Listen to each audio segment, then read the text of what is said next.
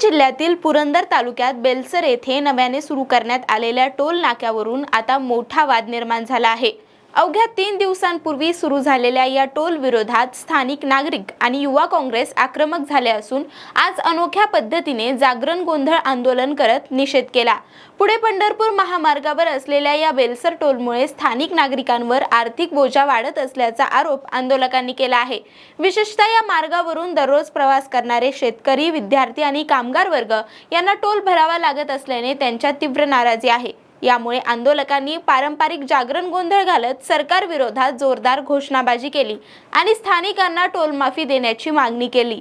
या आंदोलनात पुणे जिल्हा काँग्रेस ओबीसी विभागाचे अध्यक्ष राजेंद्र बरकडे यांनीही सहभाग घेतला। त्यांनी रस्त्यावर उतरून सरकारच्या धोरणावर टीका करत स्थानिक नागरिकांना टोल माफी मिळालीच पाहिजे अशी ठाम भूमिका मांडली। आता यावर सरकार काय ठोस पाऊल उचलणार हे पाहणं महत्त्वाचं ठरणार आहे। याबद्दल तुम्हाला काय वाटतं हे कमेंटमध्ये नक्की सांगा आणि अशाच महत्त्वपूर्ण बातम्या पाहण्यासाठी आपल्या .com महाराष्ट्रच्या पेजला फॉलो करा आणि यूट्यूबला पाहत असाल तर सबस्क्राइब करायला विसरू नका।